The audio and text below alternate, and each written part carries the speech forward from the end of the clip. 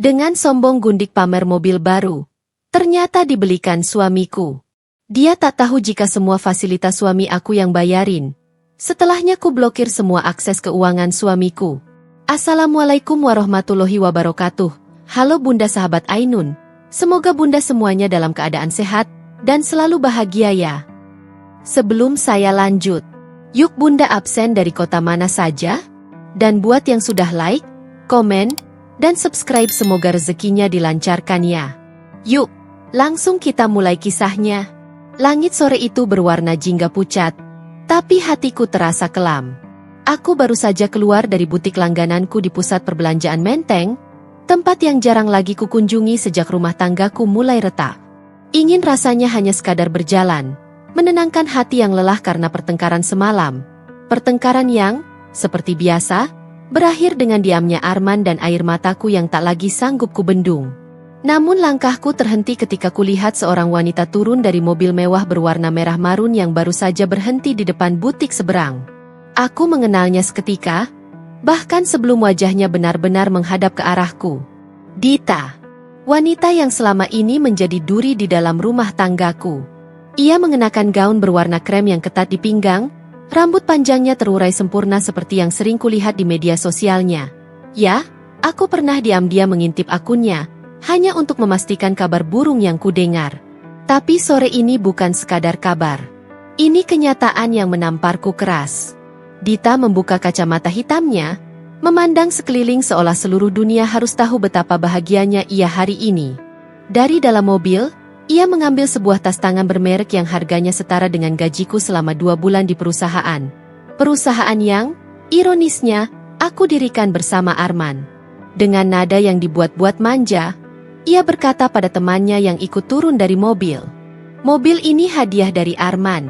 Loh, katanya, dia lebih butuh aku daripada istrinya sendiri. Kasihannya, istrinya cuma bisa nangis di rumah. Aku terpaku.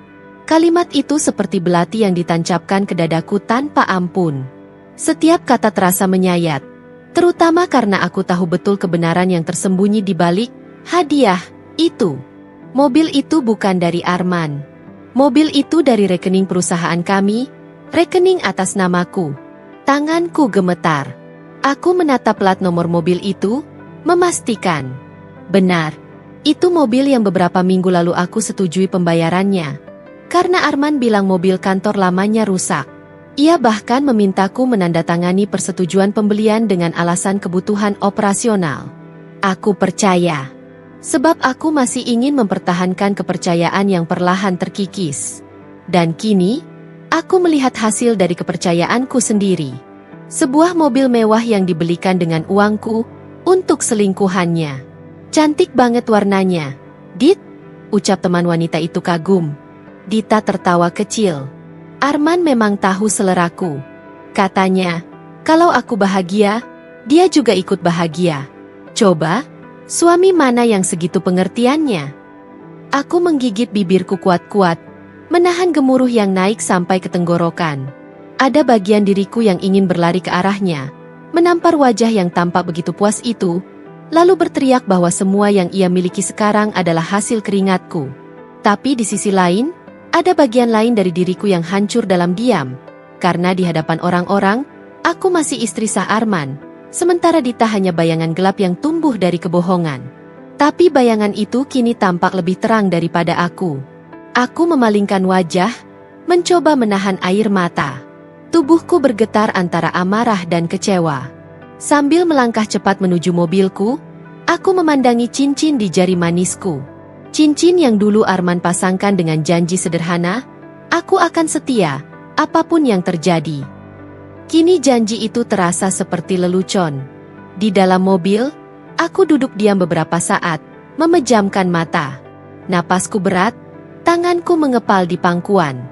Rasanya seperti semua harga diriku direnggut begitu saja di depan umum, dan aku tidak bisa berbuat apapun. Namun di balik luka yang menyala, ada sesuatu yang mulai tumbuh di hatiku, sesuatu yang berbeda dari kesedihan. Bukan lagi air mata yang mengalir, tapi bara kecil dari amarah yang tenang. Aku menatap kaca spion, melihat pantulan wajahku sendiri. Kalau dia pikir aku akan terus diam, bisikku pelan, dia salah besar. Dari jauh, suara tawa Dita masih terdengar samar, menggema seperti ejekan. Tapi kali ini aku tidak menunduk lagi. Aku menyalakan mesin mobil, melaju pelan meninggalkan butik itu, membawa luka yang mulai berubah menjadi tekad. Hari ini, Dita boleh pamer. Tapi ia tak tahu, ia baru saja menyulut sesuatu dalam diriku, api yang tak akan mudah padam. Dan ketika waktunya tiba, aku akan pastikan Arman dan Dita tahu seperti apa rasanya kehilangan segalanya. Aku, Arini, sudah 5 tahun menikah dengan Arman.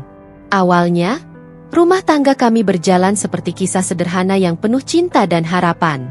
Kami menikah tanpa pesta besar, hanya dihadiri keluarga dekat dan beberapa sahabat.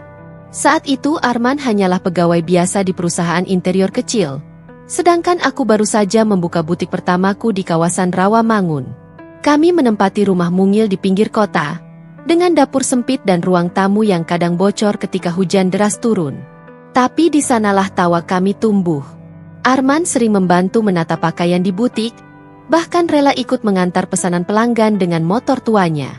Aku masih ingat, setiap malam ia suka menatapku lekat dan berkata, "Nanti kalau butikmu makin besar, aku ingin kamu tetap seperti ini, sederhana, manis, dan hangat." Aku percaya. Kala itu, aku percaya sepenuhnya bahwa cinta kami tidak akan berubah oleh waktu. Namun semuanya mulai bergeser setelah butikku berkembang pesat. Dari 1 cabang menjadi 3, dari butik kecil menjadi perusahaan fashion lokal yang punya nama. Aku mulai mempercayakan sebagian pengelolaan keuangan dan operasional pada Arman, karena aku ingin berbagi beban dengannya. Aku ingin ia merasa dihargai, menjadi bagian dari kesuksesan yang kami bangun bersama. "Men, kamu aja yang pegang bagian supplier dan pembayaran vendor." "Ya," ucapku suatu sore di ruang kerja. Ia sempat menolak. "Aku takut salah, Rin. Kamu kan yang lebih paham soal keuangan." Aku tersenyum, menggenggam tangannya. "Aku percaya kamu." Kepercayaan. Kata itu sekarang terdengar seperti kutukan. Sejak hari itu, Arman berubah. Ia mulai sering berpakaian terlalu rapi untuk sekadar bertemu supplier. Kemeja putihnya selalu licin disetrika, parfum mahal menempel di bajunya, dan ponselnya seolah menjadi benda yang tak boleh kusentuh. Awalnya, aku mencoba berpikir positif. Mungkin ia hanya ingin terlihat profesional. Tapi semakin hari, alasannya semakin aneh. "Rin, aku harus rapat malam ini, mungkin pulang agak larut." "Sayang, aku ke Bandung 2 hari. Ada klien baru yang mau kerja sama."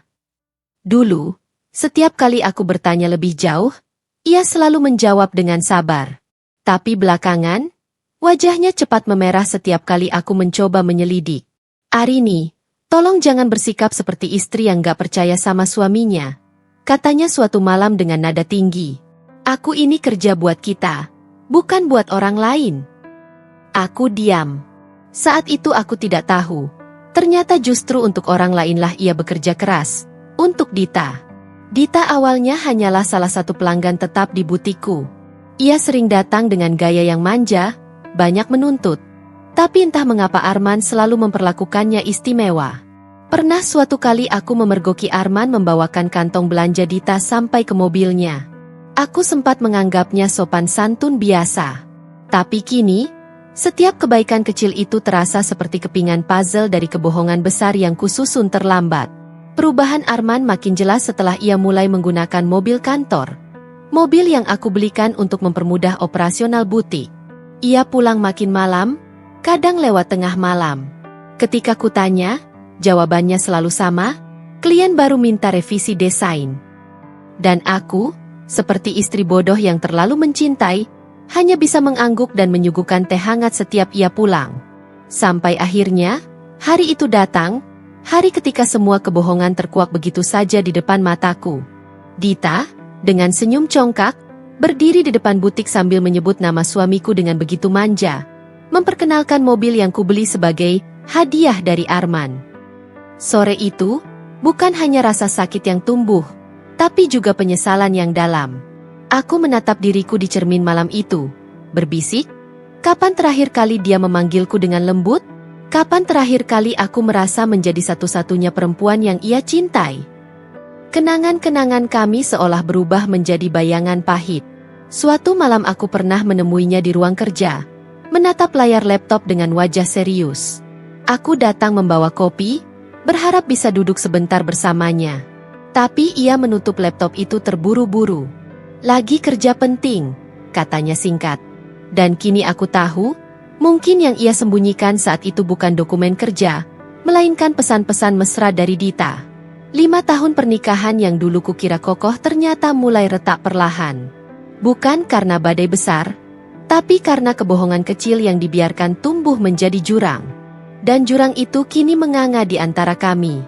Malam itu aku duduk di ranjang sendirian, menatap ruang kosong di sebelahku. Bau parfum Arman masih samar tertinggal di bantal, tapi hangat tubuhnya sudah lama menghilang. Aku menarik napas panjang, menatap langit-langit kamar, lalu berbisik lirih. Kalau cinta harus membuatku buta, mungkin saatnya aku membuka mata.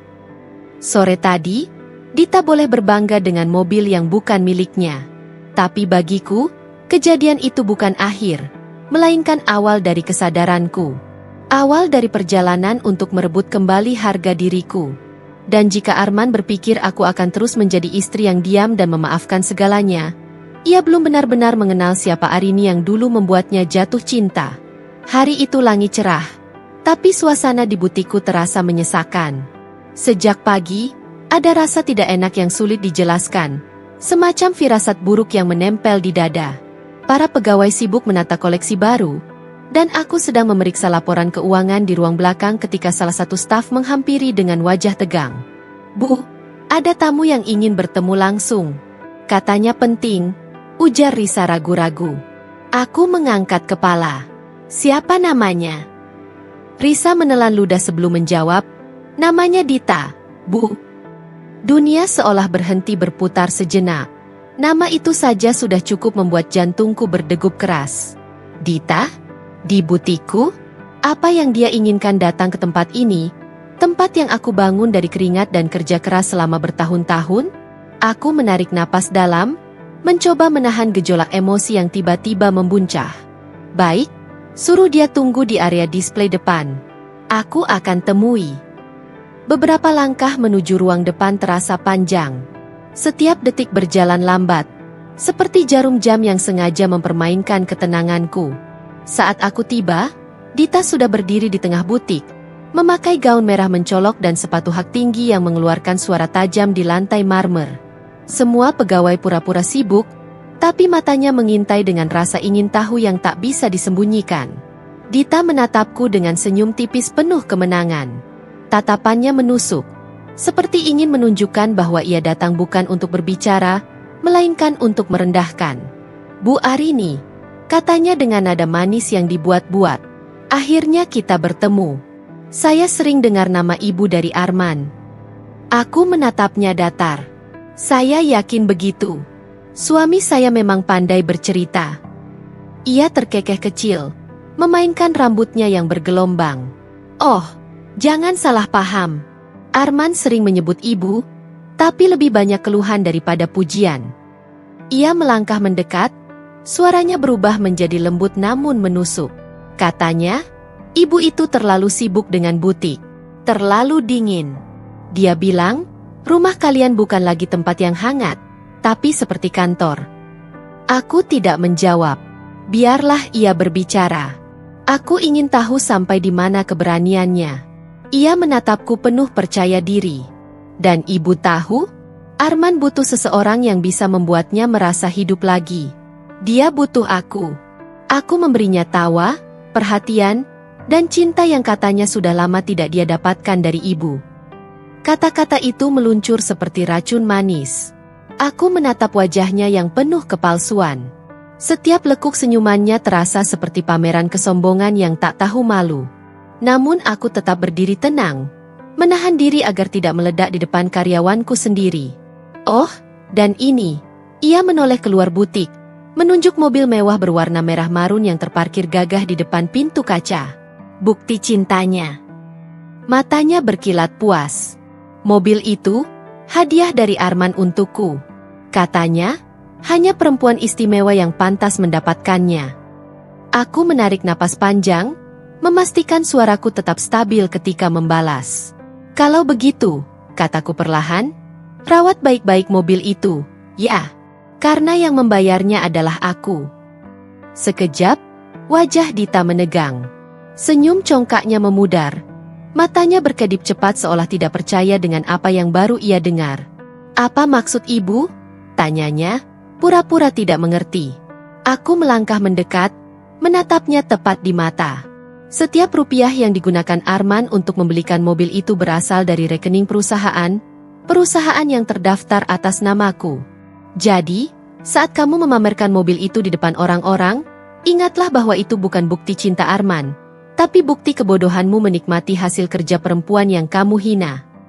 Beberapa pegawai yang mendengar percakapan itu menunduk, menahan napas. Suasana di butik menjadi hening menegangkan. Dita memaksakan tawa kecil, berusaha mengembalikan kendali. Ah, ibu ini lucu. Jadi ibu iri ya? Karena Arman memilih aku daripada ibu? Katanya sambil melipat tangan di dada. Wajar sih. Lelaki mana yang tahan dengan istri yang lebih sibuk menghitung uang daripada memperhatikan suaminya? Aku mengangkat alis. Perhatian? Suaraku meninggi sedikit. Aku memberinya kepercayaan, kenyamanan, dan hidup yang mapan. Kalau menurutmu itu bukan perhatian, maka mungkin kamu hanya tahu cinta yang dihiasi hadiah, bukan tanggung jawab. Dita mengerling sinis, tapi aku bisa melihat jelas bahwa kata-kataku menusuk. Ia menatapku dari ujung kaki hingga kepala, lalu mendesis pelan. Kita lihat saja nanti siapa yang Arman pilih bertahan di sisinya. Ibu dengan butik megah ini, atau aku yang membuatnya bahagia. Aku menatapnya tanpa ekspresi. Kalau kamu benar-benar membuatnya bahagia, kenapa masih repot datang ke sini untuk membuktikannya? Orang yang yakin tak perlu pamer. Dita menggertakkan giginya, matanya berkilat marah. Ia berbalik cepat, lalu berjalan keluar dengan langkah terburu-buru. Tapi sebelum ia naik ke mobilnya, aku melihat ia menatap bayangannya sendiri di kaca mobil, seperti ingin memastikan bahwa dirinya masih tampak menang. Saat suara mesinnya menghilang di kejauhan, aku berdiri lama di depan butik, merasakan tubuhku bergetar. Bukan karena takut, tapi karena marah dan kecewa bercampur menjadi satu. Aku menatap papan nama butikku yang berkilau di bawah cahaya sore, Arini Atelier. Nama itu adalah hasil perjuanganku, keringatku, air mataku. Dan kini semuanya sedang dipermainkan oleh dua orang yang tidak tahu arti kesetiaan. Risa menghampiriku perlahan. Bu, ibu nggak apa-apa.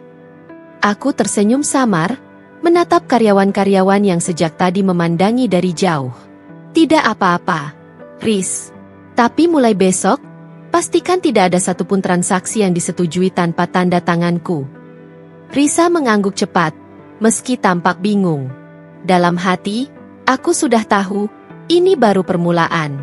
Selingkuhan sombong itu boleh saja merasa menang hari ini, tapi ia tidak tahu bahwa aku sedang menyusun langkah pertama menuju balas dendam yang tidak akan ia sangka datangnya.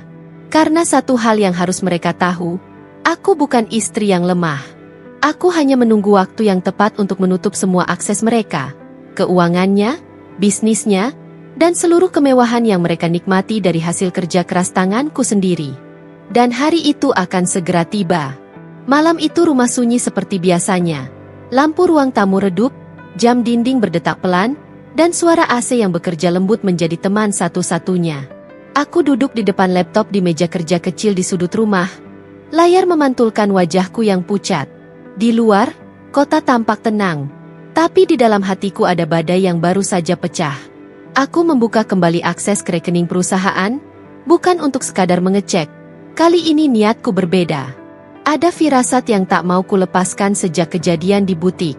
Perasaan itu menuntunku menelusuri tiap baris transaksi, setiap keterangan transfer. Sekali kulihat, semuanya seperti potongan film yang kusatukan. Tanggal, nominal, nama tujuan, dan keterangan singkat yang selalu tampak rapi, padahal penuh kebohongan. Baris demi baris ku telaah. Ada transfer rutin setiap akhir bulan, Nominalnya berkisar puluhan juta. Tujuan? Nama perempuan yang kupandang di layar, Dita Putri. Ada catatan, biaya operasional, bonus kerjasama, atau hanya sekadar pembayaran vendor. Tapi vendor? Aku tahu semua vendor kami, bukan perempuan yang suka pamer di butik. Jantungku berdegup cepat, tapi air mataku tak jatuh. Yang turun bukan lagi tangis, melainkan dingin yang menjalar dari ujung kaki hingga ke tengkuk. Rasa percaya yang dulu kukandung berubah menjadi analis yang teliti. Aku mulai mengunduh semua bukti, mutasi, invoice, bukti transfer. Semuanya kusimpan dalam folder yang kusebut sendiri, bukti. File-file itu terasa berat. Tidak hanya data di hard disk, tapi beban kebenaran yang siap kusiapkan untuk hari pembalasan. Kurut napas, mencoba mengingat kapan terakhir kali Arman masuk akuntansi tanpa seizinku. Ada transaksi yang dilengkapi invoice, tapi nomor faktur itu tidak pernah terdaftar di sistem kami. Ada tanda tangan yang tampak serupa. Kubandingkan dengan arsip tanda tangan Arman, ada perbedaan kecil, tapi cukup untuk kusadari ada pemalsuan. Bagaimana ia bisa sampai melakukan ini? Untuk siapa? Jawabannya makin jelas ketika kuklik ke catatan transfer. Alamat penerima, nomor rekening, nama bank, semuanya berulang untuk nama yang sama. Aku memeriksa transaksi besar terakhir. Sebuah nominal yang membuat dadaku sesak, cukup untuk membeli sebuah apartemen kecil di pusat kota. Keterangan, uang muka proyek. Proyek apa? Kutelusuri lagi. Ternyata itu transfer ke rekening yang tercatat sebagai rekening pribadi. Di sana, nama tertera bukan perusahaan manapun, melainkan nama yang kugenggam semula sebagai bisik-bisik, Dita. Satu persatu keping teka-teki itu menempel ke papan pikiranku. Mobil yang dipamerkan, perhiasan yang dipajang di fotonya, apartemen kecil yang ia sebut surganya. Semuanya tidak berasal dari cinta melainkan dari rekening milikku, dari uang yang kukira untuk mengembangkan butik dan menjaga keluarga kami. Kepalaku berdenyut. Ingatan-ingatan kecil tentang kebahagiaan yang kemudian terasa palsu berdatangan. Tagihan kartu kredit yang dibiayai untuk bisnis, pengeluaran, operasional, tanpa invoice yang jelas, voucher belanja yang tiba-tiba muncul. Semua disamarkan rapi. Arman tahu menutup jejaknya baik, atau setidaknya ia kira begitu. Namun aku tidak lagi lemah. Aku orang yang membangun ini dari nol, yang pernah menghitung satu persatu potongan kain sampai larut malam, yang pernah menolak tidur agar pesanan pelanggan selesai tepat waktu. Aku tahu seluk-beluk sistem keuangan kami, aku mengenal tiap staf dan pekerjaan mereka. Kini aku memegang satu kemenangan. Bukti-bukti itu adalah milikku. Aku lalu melakukan hal-hal yang sebelumnya tak pernah terpikirkan untuk kulakukan sendiri. Dengan tangan yang sudah lebih mantap dari malam-malam sebelumnya, aku menyalin semua bukti ke flash drive, mencetak beberapa lembar, lalu menata semuanya dalam map berwarna hitam dan kertas berlabel rapi, arsip, konfirmasi. Tindakan pertama yang kulakukan adalah mengamankan akses. Aku mengubah password akun bank perusahaan, menonaktifkan kartu korporat yang digunakan Arman, dan mengatur otorisasi transaksi menjadi 2 tanda tangan. Satu milikku dan satu lagi milik auditor eksternal yang akan kukontak esok pagi. Itu langkah administratif sederhana. Namun dampaknya besar, arus uang ke rekening luar akan tersendat. Jika Arman hendak melanjutkan, ia akan menemukan hambatan yang tak bisa diatasi dengan senyum manisnya lagi. Kemudian aku memastikan pegawainya tidak tahu apa-apa yang sedang kukerjakan. Risa dan Santi, 2 pegawai terpercaya, kubuat panggilan singkat ke ruangan mereka, memintanya menunda semua permintaan pembayaran mendesak hingga kuverifikasi sendiri. Mereka mengangguk, tidak mengerti sepenuhnya, namun mampu melihat tekad di mataku. Relasi kerja yang kukunci rapat-rapat itu kini jadi benteng pertamaku. Malam semakin larut ketika aku menatap map bukti di meja. Ada rasa lega samar karena langkah awal sudah kuterambil. Tapi juga kesunyian yang menekan, keputusan besar masih menunggu. Haruskah aku langsung konfrontasi? Haruskah aku mengumpulkan semua bukti dan pergi ke pengacara sekarang juga? Atau tunggu, mengumpulkan lebih banyak bukti hingga tak ada celah yang bisa mereka gunakan untuk membalas? Aku memilih waktu sebagai senjataku. Pembalasan yang tergesa-gesa kerap merusak rencana. Lebih baik mempersiapkan semuanya sampai rapat. Bukti yang tak terbantahkan, saksi yang dapat dipercaya, dan strategi yang memastikan akibatnya fatal bagi tindakan mereka, bukan pada reputasiku sendiri. Kuletakkan map itu kembali ke laci rahasia di meja kerja, tempat aku menyimpan dokumen perusahaan penting, kunci rumah kedua, dan beberapa surat yang hanya aku yang tahu isinya. Laci itu kukunci. Hanya aku yang memegang kunci. Di kepala, rencana-rencana itu berputar, satu demi satu seperti bidak catur menunggu giliran untuk dipindahkan. Beberapa hari berikutnya kuhabiskan untuk menelusuri lebih jauh. Menelpon bank atas nama direktur, diriku sendiri, untuk meminta salinan printout beberapa bulan terakhir. Meminta bantuan auditor lama yang pernah bekerja dengan kami untuk mengecek kejanggalan invoice, dan menyusuri bukti transfer yang mengarah ke apartemen di pusat kota. Aku juga diam-diam memeriksa daftar tamu rumah Arman melalui pesan masuk di ponselnya. Tanpa membuka pesan pribadi, hanya log panggilan dan notifikasi kalender. Ada pola, telepon larut malam, alamat yang sama berulang kali, satu nomor yang selalu muncul ketika Arman tidak ada di rumah. Di rumah, aku berperan seperti biasanya. Aku menyiapkan sarapan, menata ruang tamu, menyambut suami dengan senyum biasa ketika ia pulang. Aku pura-pura tak tahu. Berpura-pura adalah seni yang melelahkan, tapi efektif. Arman terlihat biasa-biasa saja. Tidak ada tanda-tanda panik atau bersalah. Mungkin ia lupa bahwa aku bukan sekadar istri yang terbuai. Aku adalah pemilik perusahaan yang tahu cara menutup akses finansial jika perlu. Suatu malam, saat ia pulang lebih larut dari biasanya, kulihat aroma parfum yang berbeda di bajunya. Aroma yang sama dengan yang kusebut di butik, wangi manis khas Dita. Ia mencoba bercanda, meraih tanganku untuk mencium. Namun ku tarik halus. Capek kerja? Tanyaku datar. Ia menjawab singkat, lalu menonton berita di televisi tanpa menatapku lama. Ia tak membahas mobil, tak membela diri. Keheningan itu lebih berbicara daripada kata-kata. Di balik keheningan itulah aku menunggu malam yang tepat. Aku ingin mereka merasakan kebekuan yang kulakukan pada uang yang selama ini mereka nikmati. Bukan untuk menjatuhkan, tapi untuk mengembalikan hak yang dirampas. Aku tahu konsekuensi dari tindakanku, rumah akan gempar, reputasi keluarga beresiko, dan mungkin akan ada air mata serta teriakan. Namun ada sesuatu yang lebih besar, harga diriku. Harga yang sudah lama diinjak. Tepat sebelum tidur, kulihat bayangan wajahku di jendela kamar. Di mata itu ada kemarahan yang terlatih, bukan amarah liar. Ada rencana berlapis-lapis yang siap dijalankan. Aku memejamkan mata sejenak, membayangkan semua transaksi yang akan kukejarkan. Mobil, apartemen, perhiasan, semua akan kuungkap keterang. Dan ketika waktu itu tiba, bukan hanya harta yang akan mereka takuti kehilangan, melainkan muka mereka di hadapan orang-orang yang mereka perebutkan. Aku tidur dengan rasa dingin yang tidak bisa dihangatkan. Tapi dalam mimpi semalam ada satu hal yang membuatku tenang. Aku tak lagi seorang istri yang hanya menunggu. Aku menjadi hakim yang menimbang bukti, dan eksekutor yang sabar menunggu momen yang benar. Pagi esoknya akan membawa langkah-langkah nyata. Panggilan ke bank, surat kuasa untuk auditor, dan pertemuan dengan pengacara. Namun itu semua adalah bab baru.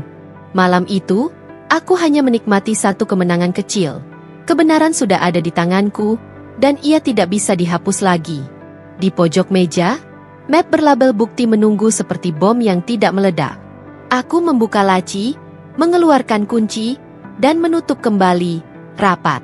Di luar, dunia terus berjalan. Di dalam, hidupku telah berubah iramanya. Aku tak tahu seberapa jauh aku akan melangkah. Yang ku tahu hanyalah satu. Pengkhianatan itu kini terbongkar, dan dari sini tak ada lagi jalan kembali ke kebodohan yang menyeramkan. Pagi itu udara kota terasa berat. Seolah mengetahui bahwa sesuatu yang besar akan berubah hari ini. Aku mengenakan blazer hitam yang rapi, rambut diikat rapi. Tampilan yang kugunakan bukan untuk menyamarkan luka, melainkan untuk menegaskan bahwa aku sedang melakukan pekerjaan penting. Di dalam tasku terletak map berisi bukti-bukti yang kusiapkan semalam, foto print transaksi, dan surat kuasa yang sudah kusiapkan untuk auditor lama kami. Bank berada di seberang mal, hanya beberapa menit berkendara dari butik. Sepanjang jalan meskipun mobil melaju pelan, Pikiranku ribut menimbang segala kemungkinan. Bagaimana jika Arman melawan? Bagaimana kalau ia mencoba menculik dokumen? Namun sesuatu dalam diriku lebih kuat daripada rasa takut. Kesadaran bahwa selama ini aku telah memberi terlalu banyak kesempatan untuk dikhianati. Di lorong utama bank, kursi tamu dipenuhi orang-orang berpakaian rapi. Sebagian pebisnis, sebagian ibu rumah tangga. Aku duduk dan menunggu dipanggil. Ketika nama perusahaan kami diserukan, langkahku mantap. Seorang manajer cabang menyambutku dengan senyum sopan, lalu mengantarkan ke ruang pertemuan kecil yang hening. Aku meletakkan map bukti di atas meja, dan tanpa memperpanjang kata, ku beritahu maksud kedatanganku. Mengubah otorisasi rekening perusahaan, menonaktifkan semua kartu yang terdaftar atas nama korporat, memindahkan aliran kas operasional ke rekening escrow sementara yang hanya dapat diakses dengan 2 tanda tangan, 1ku dan 1 auditor independen. Serta memasang notifikasi ekstra untuk setiap transaksi keluar. Manajer itu mengangguk, membuka laptop, dan mulai mengetik. Ia menjelaskan prosedur dengan tenang. Dokumen legal, surat keputusan direksi, identifikasi, serta waktu pemrosesan. Semuanya tanpa administratif. Namun bagiku setiap tanda tangan yang kutandatangani adalah pisau yang memutus rantai kebohongan. Saat ia meminta formulir persetujuan, aku menandatangani dengan tangan yang mantap. Tidak ada getaran yang menandakan ragu. Di luar ruang itu, ponselku bergetar beberapa kali. Nama di layar, Arman. Ia menelepon berkali-kali, suara nada yang kusuka berubah menjadi mendesak, lalu marah, lalu memohon, berganti-ganti seperti stasiun radio yang terganggu. Aku menonaktifkan notifikasi sementara. Biarlah telepon itu menumpuk di meja panggilan masuk. Saat ini aku tidak mau terganggu. Sementara manajer bank menyusun salinan surat-surat, aku menghubungi auditor lama yang kupercaya. Ia setuju untuk datang esok dengan surat penugasan resmi. Aku juga mengirim surat singkat kepada beberapa penasihat hukum yang biasa menangani masalah perusahaan. Semua langkah ini kubuat rapi agar tidak ada celah bagi balasan tergesa-gesa. Ketika semua formulir disahkan, Ban meminta konfirmasi akhir. Aku menarik napas panjang lalu menandatangani. Ada rasa aneh di dadaku. Sedih karena harus mengambil langkah drastis pada orang yang pernah aku cintai. Namun juga lega karena akhirnya ada tindakan nyata. Petugas bank menutup dokumen dan berkata, "Ibu, kami akan memberlakukan perubahan ini mulai hari ini. Jika ada klaim dari pihak lain, kami akan mengikuti prosedur hukum yang berlaku." Aku mengangguk. Kalimat itu menegaskan bahwa sekarang ada institusi yang turut mengawasi, bukan lagi hanya aku sendirian. Keluar dari bank, aku melihat deretan mobil yang melintas. Ponselku kembali bergetar. Kali ini bukan hanya Arman. Ada pesan masuk dari nomor yang tidak kukenal, foto mobil merah marun yang berdiri di depan butik, dengan caption singkat, "Gimana nih, transfernya kok belum masuk ya?" Aku tidak membalas. Hanya menyimpan screenshot pesan itu sebagai bukti tambahan. Di butik, suasana sedikit tegang. Pegawai menyapaku penuh hormat, dan kulihat mata Risa menanyakan sesuatu tanpa kata. Aku berjalan ke ruang kerja, menyalakan komputer, dan menutup akses pembayaran yang biasa ditangani Arman. Ada ratusan invoice otomatis yang harus kukunci satu persatu. Pekerjaanku terasa seperti menjahit ulang jaringan yang diremas orang lain. Beberapa vendor menghubungi melalui telepon, kebingungan karena permintaan pembayaran tertunda. Ku sampaikan jawabanku.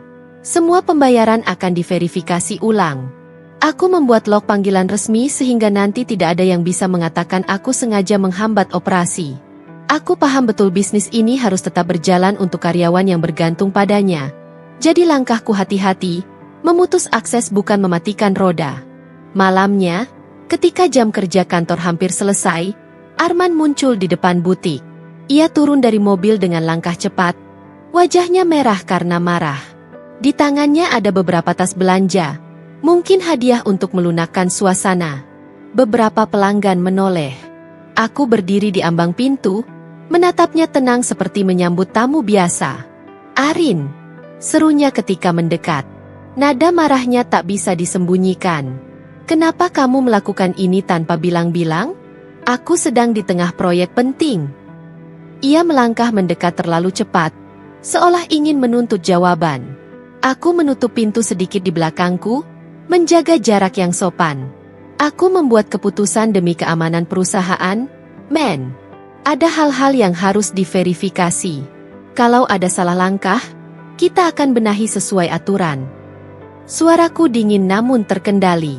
Ia mendelik, bibirnya bergetar. Ini semua karena si Dita. Apa kamu pikir kamu bisa menutup semua akses tanpa konsekuensi? Ia mengangkat kain tasnya, menunjukkan kunci mobil seolah menegaskan kepemilikannya. Kalau kamu terus begini, kamu akan hancurkan reputasiku di kantor. Aku tertawa kecil, bukan karena lucu, melainkan karena keasyikan melihat keluguannya. Reputasi yang mana? Reputasi yang dibangun atas kerja keras kita bersama, atau reputasi yang kau rusak dengan kebohongan? Kata. Sekilas, ia tampak ingin membantah, tetapi kata-kata itu mengering di tenggorokannya. Di antara tiba-tiba muncul Dita, berjalan santai dari arah mobil. Sepertinya ia sengaja mampir untuk mendukung argumen Arman atau sekadar menunjukkan keberadaannya. Tatapannya melihat ke sekeliling butik, menyapu wajahku dengan sinis. Ia memegang tas bermerek, wajahnya tersenyum penuh kemenangan. Oh, Arman bilang istrinya lagi emosional aja. Ujarnya lancang. Mungkin ibu cuma cemburu karena suami ibu butuh perhatian nyata. Suaranya keras sampai beberapa pegawai menoleh. Arman menoleh pada Dita seperti mencari penguatan. Namun matanya berbinar lebih panik daripada tersenyum. Sekilas terlihat jelas bahwa ia tak siap menghadapi konfrontasi publik ini. Ia menatapku putus asa, lalu menoleh ke Dita. Tenang, aku akan urus ini. Dita melangkah mundur, tetapi sebelum pergi ia menatapku penuh hina. Ada kata-kata yang hendak ia ucapkan, tapi ia memilih menulis sesuatu di ponselnya dan mengirim. Seketika, notifikasi di ponsel beberapa orang di butik berdenting, foto mobil dan caption provokatif itu menyebar ke grup messaging lokal. Pegawai bisik-bisik, beberapa wajah memerah malu. Aku menahan gelombang amarah saat kupikirkan dampak publikasi itu pada brand butik. Namun aku juga sadar, inilah waktunya untuk menghadapi konsekuensi publik. Rencana tidak hanya tentang menutup rekening. Ini juga soal memegang kendali narasi. Malam itu, berita di kantor kecil kami tersebar lewat gosip, istri nyetop akses suami. Ada masalah internal di Arini Atelier. Sebagai pendiri, aku tahu betul reputasi adalah hal rapuh. Maka kupanggil pertemuan singkat dengan staf inti, Risa, Santi, dan kepala gudang, menjelaskan bahwa segala keputusan yang kubuat bersifat sementara dan bertujuan menyelamatkan perusahaan serta pekerjaan mereka. Aku meminta mereka tenang dan berjanji akan menginformasikan langkah selanjutnya melalui jalur resmi. Mata mereka penuh campuran kekhawatiran dan kekaguman. Di malam yang sama, Arman mencoba lagi menelepon, dan kali ini ia mendatangi rumah. Ia mengetuk pintu dengan kasar, suaranya terdengar memohon dan menuduh berganti-ganti. Aku membuka pintu sedikit, mengizinkannya masuk dengan syarat berbicara di ruang tamu tanpa membuat adegan. Apa yang kau lakukan pada hidup kita, Arman? Tanyaku datar. Kau pikir aku mengambil keputusan ini sembarangan? Ia tertunduk, lalu menuduh balik dengan suara bergetar, kau bacot besar. Aku nggak pernah minta uang itu untuk dirinya. Ia menatap mataku seolah mencari celah pertanggungjawaban. Kau harus percaya padaku. Aku menatapnya lama. Ada momen ketika aku ingin menghempaskan map bukti ke wajahnya, menanyakan setiap transfer, setiap tanggal, setiap bukti yang ada. Tapi aku menahan diri. Kata-kata dan bukti telah disusun untuk memberi efek paling telak. Percaya bukan soal kata-kata, men.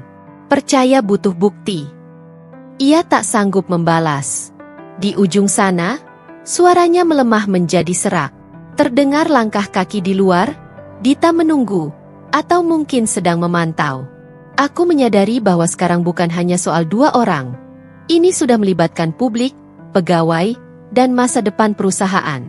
Sebelum pergi, Arman menoleh ke arahku, wajahnya hancur.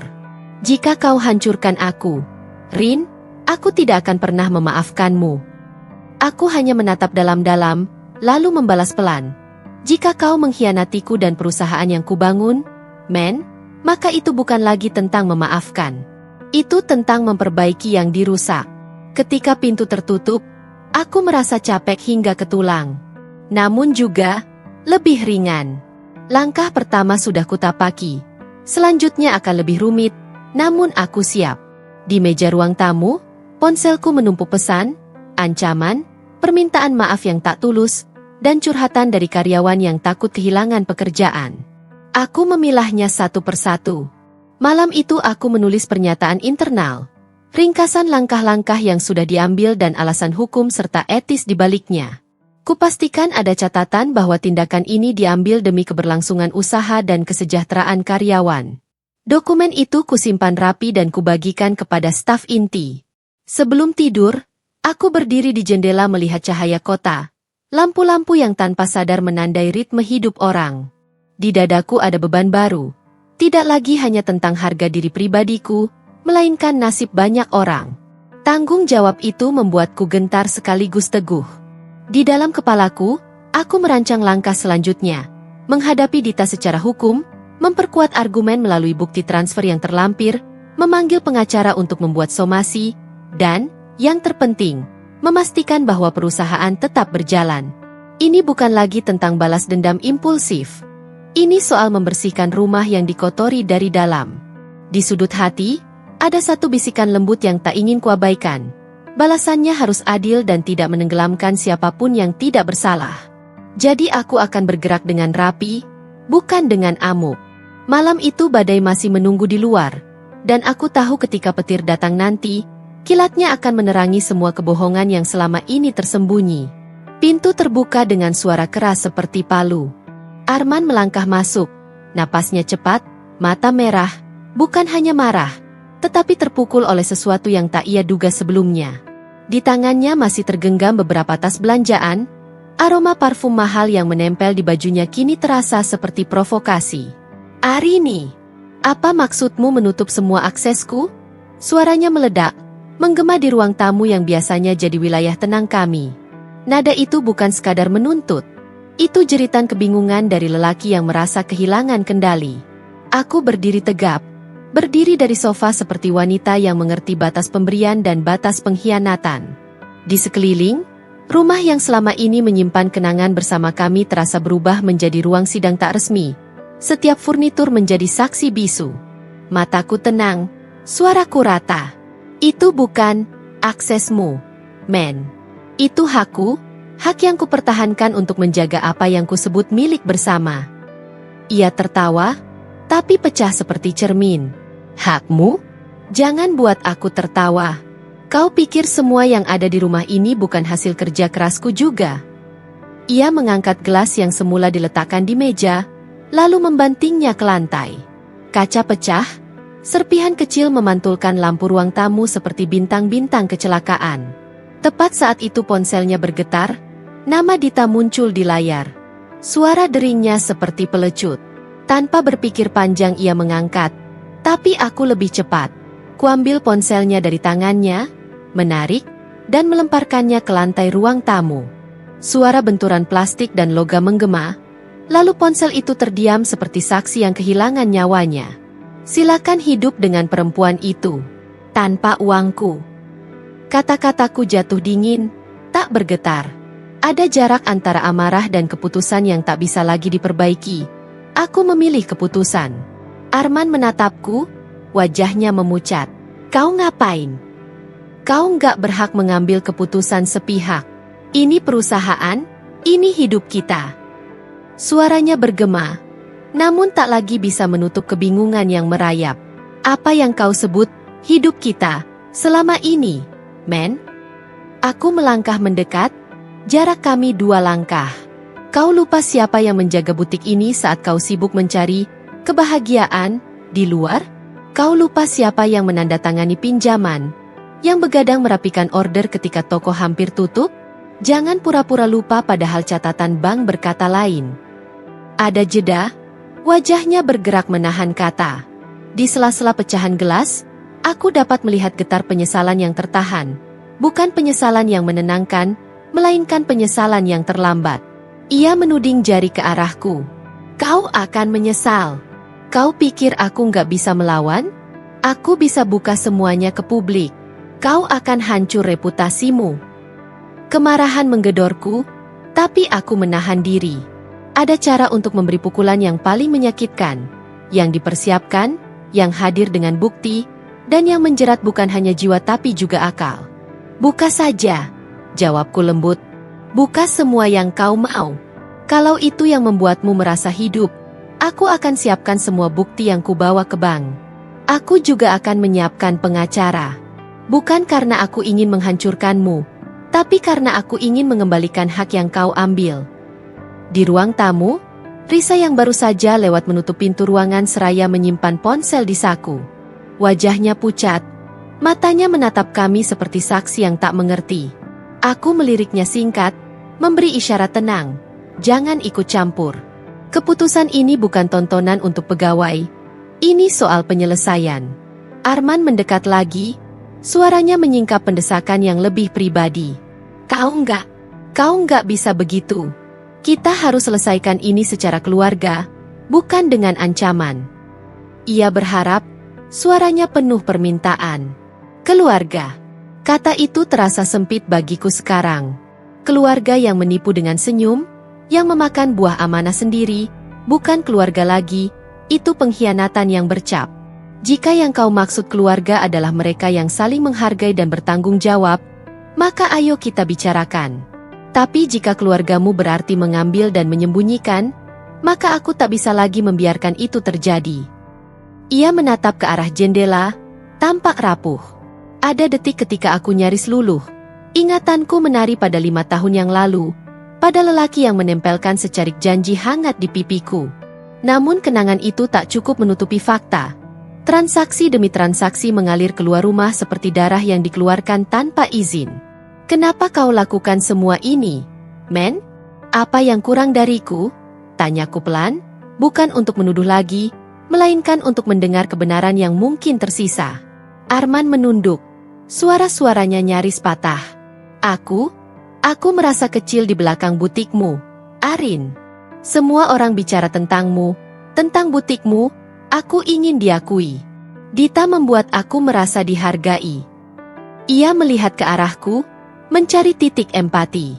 Aku nggak bermaksud menyakiti. Kata-kata itu seperti jarum, menusuk bukan hanya karena isinya, tetapi karena ia baru mengakuinya sekarang, ketika semua sudah jatuh. Diakui? Ulangku. Kau mengakui dengan mengambil yang bukan hakmu? Dengan membiayai kehidupan orang lain dari uang yang harusnya jadi untuk karyawan dan perkembangan butik. Ia menutup wajah dengan telapak tangan, terdengar desis yang hampir seperti isakan. Aku salah, Rin. Maaf, aku tidak tahu harus bagaimana. Permohonan maafnya tulus, setidaknya nadanya menandakan itu, tetapi aku sudah melatih hati untuk tidak menerima maaf sebagai obat yang memulihkan semuanya. Di meja teras, map bukti menunggu rapi.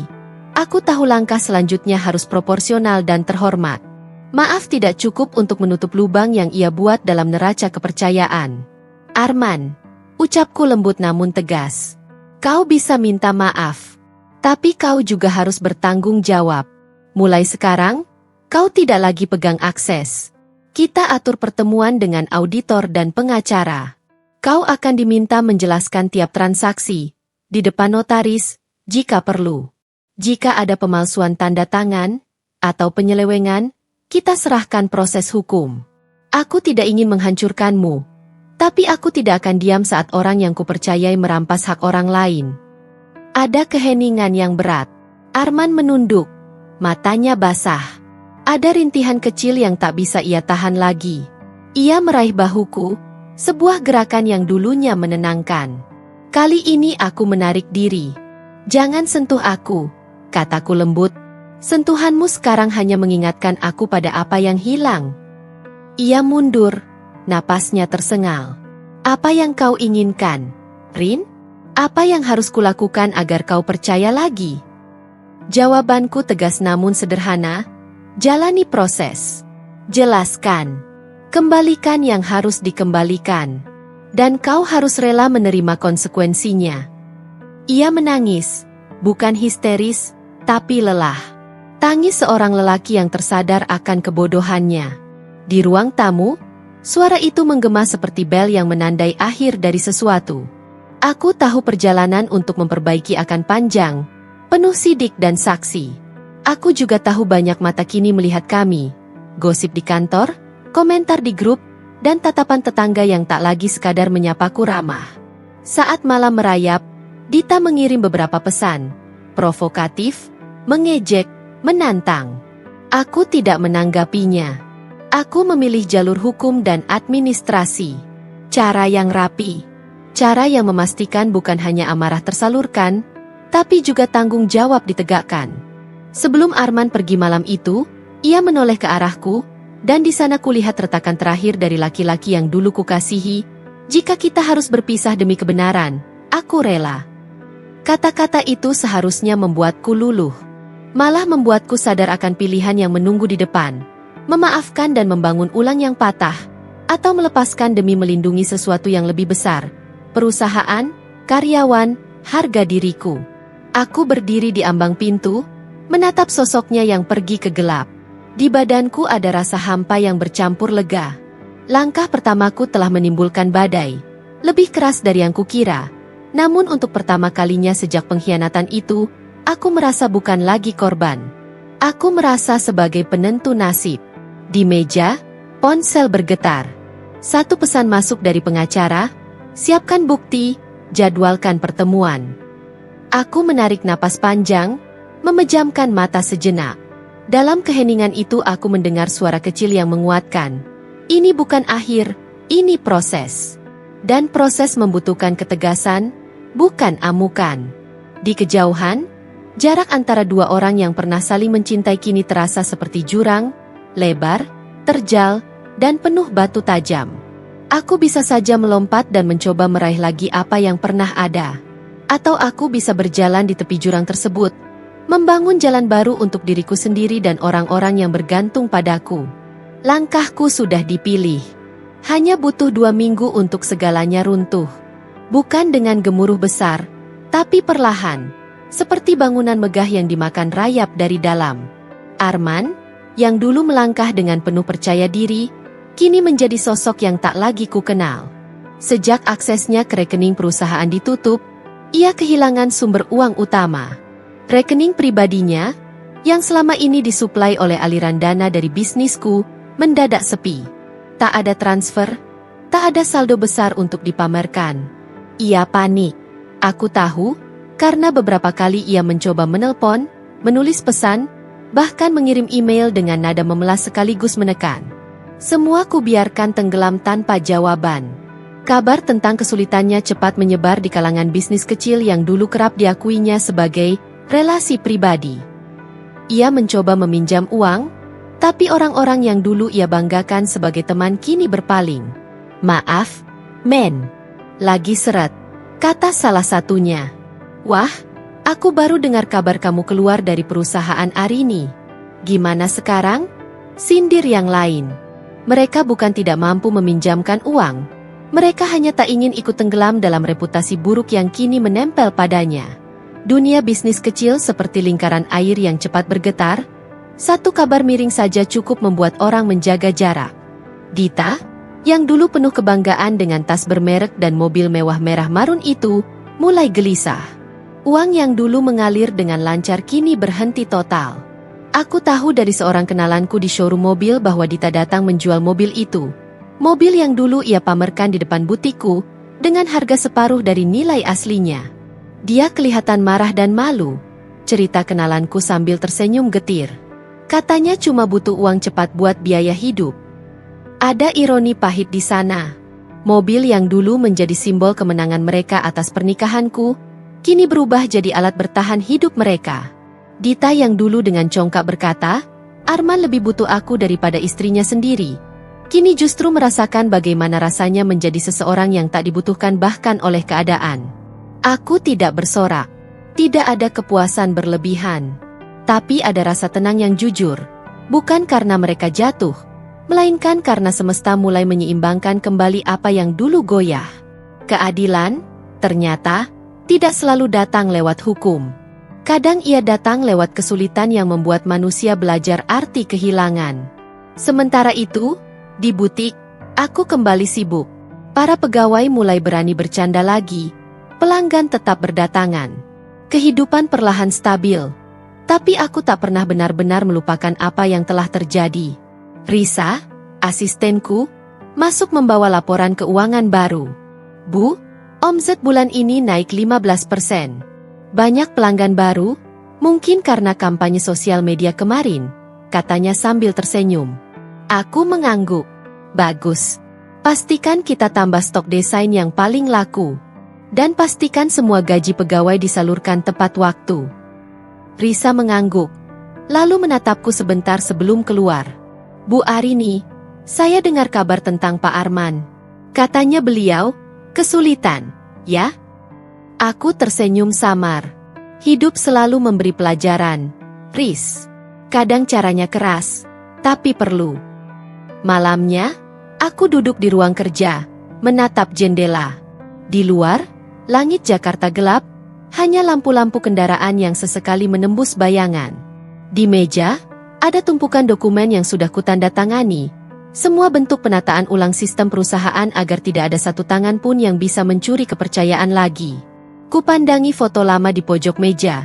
Aku dan Arman tersenyum saat peresmian butik pertama. Aku masih ingat malam setelah foto itu diambil. Kami makan di warung pinggir jalan dan tertawa seperti dua orang yang percaya masa depan akan baik-baik saja. Namun masa depan memang punya caranya sendiri untuk menguji janji. Arman gagal melewati ujian itu. Dan aku belajar bahwa cinta tanpa tanggung jawab hanya akan melahirkan luka. Dari beberapa sumber, aku tahu bahwa kini Arman tinggal di apartemen kecil bersama Dita. Apartemen yang dulu kubeli sebagai hadiah proyek awal perusahaan. Tapi tanpa uang untuk membayar cicilan, surat peringatannya sudah datang. Mereka menjual barang-barang, satu persatu. Perabotan, perhiasan, bahkan tas-tas bermerek Dita yang dulu memenuhi lemari. Hidup mereka kini bukan lagi pesta, tapi perhitungan hari demi hari. Suatu sore, aku melihatnya, tidak sengaja. Di parkiran sebuah minimarket, aku berhenti di mobil untuk membeli air mineral. Di sana, di antara deretan kendaraan biasa, aku melihat sosok Arman. Ia tampak lusuh, kemejanya kusut, rambutnya tak lagi rapi. Dita berdiri di sampingnya, bersungut-sungut sambil menunjukkan nota belanja di tangannya. Aku tidak mendengar apa yang mereka bicarakan, tapi ekspresi wajah mereka berkata banyak. Pertengkaran, ketegangan, keletihan. Dita tampak frustrasi, sedangkan Arman hanya diam menunduk. Aku menatap mereka dari dalam mobil. Tak ada dendam, tak ada amarah. Hanya rasa asing. Lelaki itu pernah menjadi rumah, tapi kini hanya bayangan masa lalu. Saat aku memutar kunci dan meninggalkan tempat itu, hatiku terasa ringan. Untuk pertama kalinya sejak semua ini dimulai, aku tak lagi ingin tahu bagaimana nasib mereka. Bukan karena tak peduli, tapi karena akhirnya aku sadar, aku sudah melewati fase di mana luka itu berkuasa atas diriku. Kini, akulah yang memegang kendali. Keesokan harinya, seorang rekan bisnis datang menemuiku. Arini, kamu tahu nggak? Arman katanya mau jual sisa sahamnya di perusahaan kecil tempat dia kerja dulu. Murah sekali. Kasihan. Sih, katanya Dita ninggalin dia. Aku hanya mengangkat alis. Oh, begitu ya? Katanya Dita sudah pergi sama pria lain. Katanya sih, lebih kaya. Ada jeda hening. Aku menatap laporan di meja, lalu berkata pelan, begitulah. Apa yang dibangun di atas kebohongan, tidak akan pernah kokoh. Rekan itu mengangguk setuju, lalu pamit. Setelah ia pergi, aku menatap keluar jendela butikku. Jalanan ramai, kehidupan terus berjalan. Di luar sana, mungkin Arman sedang berusaha bertahan, mencari cara untuk bangkit. Tapi bagiku, masa itu sudah lewat. Aku sudah berdamai dengan semua luka, dan belajar sesuatu yang mahal. Kadang, untuk bisa benar-benar kuat, kita harus berani kehilangan orang yang kita kira tak bisa kita lepaskan. Dan kini, kejatuhan Arman baru saja dimulai. Badai yang dulu ia ciptakan kini menelannya sendiri. Sedangkan aku, untuk pertama kalinya, berdiri tegak di tengah tenangnya sisa badai, tanpa rasa takut, tanpa penyesalan. Suara pecahan piring menggema di apartemen kecil itu. Dita melempar segalanya yang bisa dijangkau tangannya. Vas bunga, gelas, bahkan bingkai foto yang dulu ia pajang dengan penuh bangga bersama Arman di depan mobil merah marun yang kini hanya tinggal kenangan. Berusaha. Dita menatap Arman dengan mata merah, penuh amarah dan penyesalan. Kamu bahkan tak bisa bayar sewa apartemen bulan ini. Aku harus pinjam uang ke temanku hanya untuk beli makan malam. Ini hidupmu? Lelaki yang katanya pengusaha sukses. Arman menunduk. Wajahnya kini jauh berbeda dari pria percaya diri yang dulu sering berdasi rapi dan membawa aroma parfum mahal. Rambutnya acak-acakan, matanya cekung, dan kemejanya kusut seolah sudah berhari-hari tak diganti.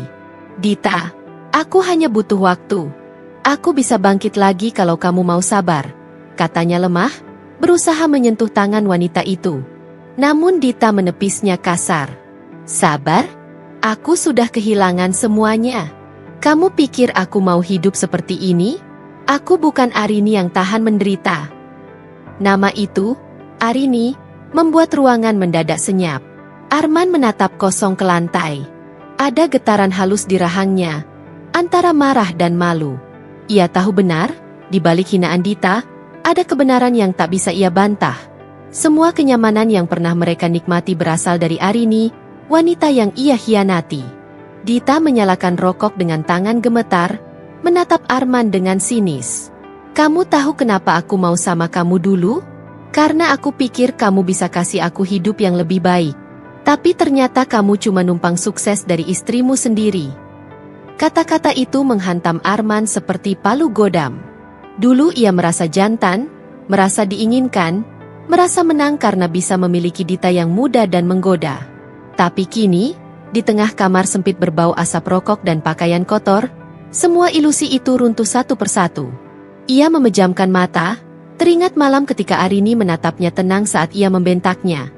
Tatapan yang tidak lagi berisi cinta, hanya kekuatan dingin dari seseorang yang sudah terlalu lama terluka. Untuk pertama kalinya, Arman menyadari, yang ia anggap lemah ternyata jauh lebih kuat dari dirinya. Kalau kamu mau pergi, pergilah, ucapnya lirih. Aku tak akan menahanmu. Dita tertawa pendek, getir. Kamu pikir aku masih mau tinggal di sini? Besok aku balik ke rumah orang tuaku. Hidupmu dan mimpimu selesai, Arman. Setelah Dita menutup pintu dengan keras, Arman duduk di lantai, memandangi dompet kosong dan ponsel retak di tangannya. Pesan terakhir dari Arini masih tersimpan di sana. Sederhana tapi menohok. Kau boleh mengambil apapun dariku, tapi tidak lagi dari sekarang. Hidupmu, Arman, adalah tanggung jawabmu sendiri. Arman menunduk, air mata jatuh di layar ponselnya. Untuk pertama kalinya, ia benar-benar merasa kehilangan. Bukan uang, bukan kekuasaan, tapi kehormatan yang telah ia jual demi kesenangan sesaat. Dan malam itu, ketika hujan mulai turun di luar jendela, ia sadar, karma telah datang lebih cepat dari yang ia bayangkan. Suara palu hakim terdengar pelan.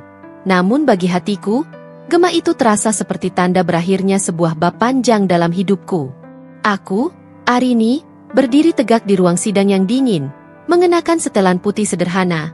Warna yang kupilih bukan karena ingin tampak kuat, tapi karena ingin menandai babak baru, kebebasan yang bersih dari segala luka dan noda masa lalu. Di hadapanku, Arman duduk dengan wajah yang tak lagi kukenali. Pria yang dulu kerap menggenggam tanganku penuh keyakinan kini menunduk. Kedua bahunya jatuh seolah kehilangan tenaga. Jasnya lusuh, dasinya miring, dan matanya merah seperti habis bergadang semalaman. Dulu aku bisa saja merasa iba, tapi tidak hari ini. Hari ini, aku memilih tenang. Hakim menatapku. Apakah Ibu Arini benar-benar yakin ingin mengakhiri pernikahan ini tanpa tuntutan apapun? Aku mengangguk pelan, lalu berkata dengan suara tenang namun tegas, saya ingin bercerai dengan terhormat. Tanpa harta gono gini, karena semuanya memang milik saya. Saya hanya ingin kebebasan saya kembali, Yang Mulia. Ruangan hening. Suara pendingin ruangan terdengar samar di antara napas orang-orang yang menahan komentar. Beberapa mata di ruang itu menatapku dengan kekaguman, mungkin juga iba. Tapi aku tak lagi peduli pada pandangan dunia. Aku hanya ingin menutup kisah yang telah membusuk terlalu lama. Di kursi seberang, Arman akhirnya mengangkat kepala. Tatapan kami bertemu sesaat, dan di sana, aku melihat sesuatu yang dulu selalu kucari, penyesalan. Tapi kini, penyesalan itu tak lagi berarti apa-apa. Terlambat. Arman mencoba berbicara. Suaranya serak, hampir bergetar. Rin, aku salah. Aku bodoh. Aku kehilangan arah. Tapi tolong, jangan begini. Aku menarik napas dalam-dalam, menatapnya dengan pandangan yang dulu penuh cinta, kini hanya berisi kedewasaan yang ditempa luka. Arman, kamu tidak kehilangan arah. Kamu memilih jalanmu sendiri. Dan aku juga memilih jalanku hari ini. Hakim mengetuk meja sekali lagi, menandakan sidang berakhir. Dengan ini, pengadilan mengabulkan permohonan cerai dari pihak Ibu Arini. Perceraian dinyatakan sah. Selesai. Satu kata itu menggema di kepalaku. Selesai. Bukan hanya pernikahan, tapi juga semua rasa sakit, pengkhianatan, dan air mata yang selama ini kupendam dalam diam. Ketika aku berjalan keluar dari ruang sidang, langkahku terasa ringan, meski dunia luar tampak abu-abu. Wartawan yang menunggu di depan gedung pengadilan memotretku, menyorot ke arahku dengan pertanyaan-pertanyaan tajam. Benarkah suami Anda selingkuh dengan staf sendiri, Bu Arini? Apakah benar semua aset atas nama Anda? Bagaimana perasaan Anda setelah bercerai? Aku berhenti sejenak, menatap kamera, lalu menjawab dengan senyum kecil yang tak dibuat-buat. Perasaan saya? Lega.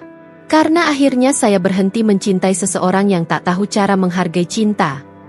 Suasana di luar mendadak senyap. Wartawan terdiam, beberapa menurunkan kameranya. Aku berjalan menuju mobilku, mobil putih sederhana yang kubeli sendiri dari hasil kerja keras. Di sana, asisten pribadiku, Mira, sudah menunggu dengan mata berkaca-kaca. Bu, saya tidak menyangka ibu akan sekuat itu di depan sidang. Aku menatapnya lembut. Mira, kekuatan itu bukan berarti tidak pernah menangis. Aku sudah menangis terlalu lama. Sekarang saatnya berdiri. Mobil melaju perlahan meninggalkan gedung pengadilan. Dari kaca jendela, aku sempat melihat Arman berdiri di trotoar, menatapku pergi. Di tangannya, amplop berisi dokumen perceraian itu tergenggam erat. Mungkin satu-satunya hal yang kini tersisa dari hubungan kami. Di dalam mobil, aku bersandar dan menutup mata. Bukan untuk melupakan, tapi untuk mengingat dengan cara yang baru. Bahwa cinta yang sehat tak pernah menuntut kita untuk kehilangan diri sendiri. Dan hari itu, untuk pertama kalinya dalam waktu lama, aku benar-benar merasa bebas. Beberapa bulan setelah meja pengadilan menutup bab itu untuk selamanya, aku berdiri di depan pintu kaca cabang baru Arini Atelier. Sebuah toko yang lebih luas dari yang pernah kubayangkan ketika pertama kali menata kain di atas meja makan. Pagi itu angin Jakarta lembut, tidak ada urakan warna di langit. Cuma keadaan yang tenang seperti sebuah nafas panjang setelah menangis. Aku membuka kunci, dorong pintu, dan aroma kayu baru serta kain bersih menyambutku. Rak-rak ditata rapi. Manekin memakai koleksi musim semi yang kupilih sendiri.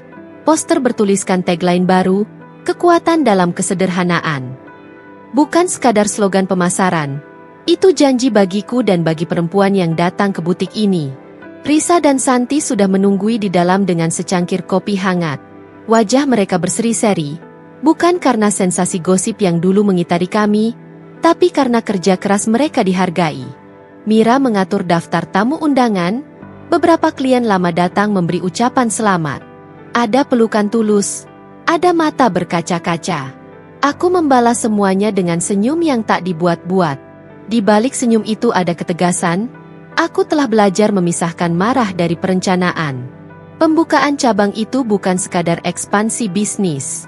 Itu adalah pernyataan diriku yang paling jujur, bahwa aku tidak lagi ingin hidup yang berfokus pada membalas. Aku ingin menciptakan sesuatu yang bertahan lama, lapangan kerja, kreativitas, dan ruang aman bagi perempuan yang ingin bekerja dan bermimpi. Seorang jurnalis dari majalah Lifestyle datang mewawancara. Ia bertanya bagaimana aku bangkit setelah badai yang menimpa. Aku menjawab singkat, lalu menjelaskan hal-hal konkret. Program pelatihan untuk staf baru, kerjasama dengan pengrajin lokal, kebijakan transparansi keuangan yang kuketatkan, dan dana kecil untuk beasiswa desain bagi siswi berprestasi dari keluarga kurang mampu. Aku ingin bisnisku menjadi tempat belajar sekaligus bertumbuh bagi orang lain, kataku. Itu bukan retorika. Aku sudah menyiapkan alokasinya di laporan keuangan dan memo internal. Dalam beberapa bulan itu aku juga menata ulang sisi pribadiku. Aku menghadiri terapi kelompok singkat untuk para korban pengkhianatan, bukan karena aku merasa rusak, tapi karena aku ingin mempelajari cara sehat berhadapan dengan luka. Di sana aku belajar dua hal penting. Memaafkan tidak harus berarti kembali, dan tegas tidak sama dengan dendam. Pelajaran itu membentuk cara aku bertindak selanjutnya. Secara finansial, perusahaan stabil kembali. Omzet melesat perlahan. Pelanggan lama kembali karena rasa percaya pada produk dan pelayanan. Aku menerapkan audit rutin, memisahkan kas operasional, memasang kontrol 2 tanda tangan untuk pengeluaran besar, dan merekrut CFO baru, seorang wanita muda yang cermat dan tegas. Dengan sistem baru itu, aku merasa aman menyerahkan bagian-bagian operasi yang dulu ku sendiri. Ketenangan itu ternyata memberi ruang untuk kreativitas. Koleksi mikrolain bertema sustainable fashion mendapat sambutan hangat. Di kehidupan sosial, rekanan lama yang dulu ragu kini kembali menghampiri dengan sikap berbeda. Tidak karena kasihan, tapi karena melihat konsistensi. Ada juga yang menahan diri. Beberapa hubungan yang dulu kuanggap rekan justru memilih mundur. Itu wajar. Aku tak memaksa siapapun untuk tetap. Arman? Namanya sesekali lewat di berita. Kisahnya tentang bangkit dan jatuh sering dikaitkan ketika orang membahasku. Aku tidak pernah mencari kabarnya. Sekali seorang teman lama mengirimkan foto ketika ia muncul di sebuah kafe kecil memberi ceramah singkat tentang kewirausahaan. Wajahnya lebih kurus, matanya berkaca. Pesan singkat dari temanku menutupnya dengan, "Dia terlihat berbeda, Rin." Itu saja. Tidak ada empati berlebih di hatiku. Cukup mengetahui bahwa aku tidak lagi bagian dari hidupnya. Dita menghilang dari lingkaran pergaulan kami. Kabarnya pindah kota. Aku pernah melihat namanya tertulis di sebuah unggahan. Fotonya tersenyum di pantai bersama pria baru. Ada sedikit rasa kasihan, lalu lenyap. Aku tak ingin kebahagiaan orang lain menjadi ukuran luka atau penawar untukku. Hari demi hari, aku mengisi hidupku dengan hal-hal yang produktif. Aku melakukan workshop mingguan untuk tim desain. Bukan hanya teknik menjahit, tapi bagaimana membangun merek yang berintegritas. Aku membuka sesi mentoring untuk perempuan muda yang ingin masuk industri fashion, memberi mereka akses ke supplier yang dulu kututup rapat untuk menjaga Marin. Memberi akses itu terasa seperti membuka pintu yang dulu kututup rapat. Sebuah tindakan sadar untuk mengubah cara permainan. Di rumah, aku menata ulang ruang-ruang kecil. Kamar tamu kini jadi studio kecil untuk foto produk. Ruang makan yang dulu sering jadi ajang cekcok kini menjadi tempat berkumpul pegawai ketika ada brainstorming ide. Aku sengaja membuat rumah menjadi tempat kerja yang nyaman, bukan arena konflik. Ada rasa damai yang sederhana ketika kulihat Risa membaca di sudut ruang tamu setelah jam kerja, seperti melihat rumah kembali menjadi rumah. Namun bukan berarti tidak ada momen sepi. Malam-malam tertentu, ketika lampu padam dan kota semakin sunyi, aku masih menutup mata dan membiarkan bayangan-bayangan lewat. Momen kecil manis yang dulu ada, senyum Arman ketika menyalakan kompor, tangan yang menata rambutku dulu. Tapi sekarang bayangan itu bukan untuk ditangisi atau dipertahankan. Bayangan itu seperti potongan film yang kulihat untuk belajar. Apa yang pernah baik, apa yang harus diwaspadai. Salah satu hal yang paling menghangatkanku adalah surat dari seorang pelanggan lama. Seorang ibu tunggal yang menulis bagaimana salah satu blazer yang kubuat memberinya keberanian untuk wawancara kerja, dan dia diterima. Isi surat itu singkat, "Terima kasih, Bu Arini. Karena jas itu aku mulai percaya pada diriku lagi." Aku menangis ketika membacanya, bukan menangis karena diri sendiri, tapi karena mengetahui pekerjaanku memberi dampak nyata. Di antara semua perbaikan, Aku juga membangun batas baru untuk diri sendiri. Aku tidak membuka jalan kembali kepada yang telah pergi tanpa bukti perubahan nyata. Jika seseorang datang memohon, aku siap mendengarkan, tapi tidak lagi memberikan kekuasaan penuh. Itu bukan kejam, itu kebijaksanaan. Kehidupan baruku bukan tanpa tantangan. Ada masalah produksi yang harus dihadapi, ada tawaran kerjasama yang kusaring ketat, ada rumor yang sesekali mencoba menggoyah reputasi. Tapi kini aku punya sistem, tim yang bisa dipercaya, dan yang terpenting, aku punya kapasitas untuk memilih respons yang matang. Suatu sore, saat toko hampir tutup, aku berdiri di depan etalase melihat siluet seorang perempuan lewat. Ia berhenti, menatap koleksi baru kami, lalu menoleh dan memberi senyum kecil. Aku menoleh balik, mengangguk, dan tiba-tiba menyadari, kebahagiaan kecil seperti itu, senyum seorang asing yang mendapat inspirasi, adalah bukti hidup yang layak diperjuangkan. Kebangkitanku bukan bermula dari dendam yang memuakan. Kebangkitanku lahir dari keputusan sederhana, tidak membiarkan pengkhianatan mendefinisikan siapa aku. Aku merayakan kerja keras, kredibilitas, dan rasa hormat yang aku bangun kembali, pelan tapi pasti. Di ujung bab ini, aku menutup pintu butik, mematikan lampu, dan berdiri sebentar di ambang. Di luar, lampu jalan memanjang seperti barisan kecil harapan. Aku menarik napas dalam-dalam. Tidak ada amarah yang ingin ku sebar, tidak ada pameran kejatuhan yang ingin ku lakukan. Hanya satu hal yang kurasa nyata, aku telah menemukan hidup baru, hidup tanpa luka yang memaksa aku rapuh. Dan ketika pagi datang esok, aku tahu akan ada tantangan baru, klien baru, koleksi baru, serta kesempatan untuk memberi lebih banyak lagi. Aku siap, bukan untuk membalas, tetapi untuk membangun. Sore itu, langit Jakarta tampak mendung, seperti menahan hujan yang tak jadi turun. Aku baru saja selesai memeriksa laporan penjualan bulanan ketika seseorang mengetuk pintu butik. Mira berlari kecil menghampiri. "Bu, ada tamu," katanya penting sekali. Aku mengangguk tanpa curiga, menandatangani beberapa dokumen. Tapi saat menatap ke arah pintu, nafasku tertahan. Arman berdiri di sana dengan wajah lusuh, rambut berantakan, dan pakaian yang tak lagi rapi seperti dulu. Ia bukan lagi lelaki percaya diri yang dulu meninggalkanku dengan nada congkak. Kini, tubuhnya kurus, kulitnya pucat, dan matanya, mata yang dulu begitu angkuh, terlihat kehilangan cahaya. "Arini," suaranya pelan, nyaris bergetar. "Aku salah. Aku terlalu bodoh. Aku minta maaf."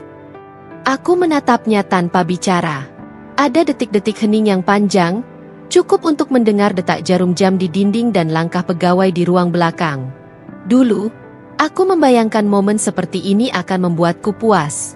Bahwa melihatnya hancur akan menghapus luka yang ia tinggalkan. Tapi kenyataannya tidak begitu. Kini, aku hanya merasa tenang. Aku menegakkan punggung, menatap matanya dengan mantap. "Arman," kataku perlahan, "maafku bukan untuk membuatmu kembali. Maafku agar aku bisa melangkah tanpa beban." Ia menunduk. Bahunya bergetar halus. "Arini, aku kehilangan segalanya. Aku tak punya apa-apa lagi." Aku menatapnya lama, lalu menjawab pelan, "Kau tak kehilangan segalanya, Arman. Kau hanya kehilangan yang tak pernah kau hargai." Di belakangnya, Dita muncul perlahan. Wajahnya tertunduk, make-up-nya luntur, bibirnya pucat. Ia tidak lagi tampak seperti wanita angkuh yang dulu datang ke butik ini dengan kebanggaan palsu. "Bu Arini," suaranya bergetar, "saya juga minta maaf." Aku menatapnya singkat. Kalian berdua sudah mendapat pelajaran yang jauh lebih berat dari kata maaf. Aku tidak perlu menambahnya. Dita menunduk makin dalam, menahan air mata yang hampir jatuh. Sementara Arman berdiri diam, seperti seseorang yang kehilangan arah di tempat yang pernah ia sebut rumah. Aku melangkah mendekat, berdiri cukup dekat hingga bisa melihat betapa rapuhnya mereka berdua. "Pergilah," kataku lembut. "Jalan kita sudah berbeda.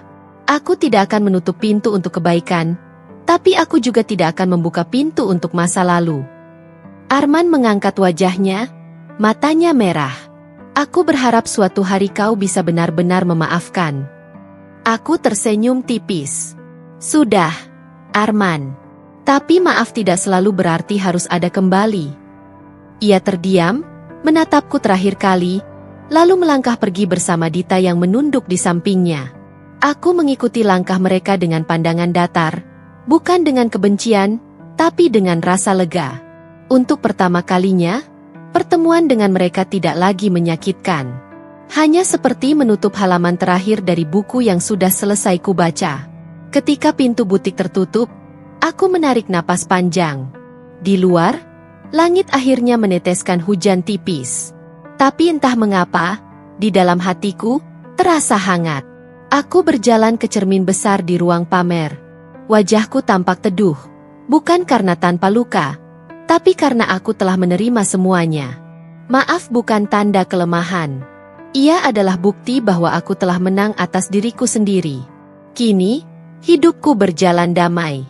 Tidak ada lagi drama, tidak ada lagi air mata, tidak ada lagi kata-kata tajam yang membuat dada sesak. Butikku berkembang pesat.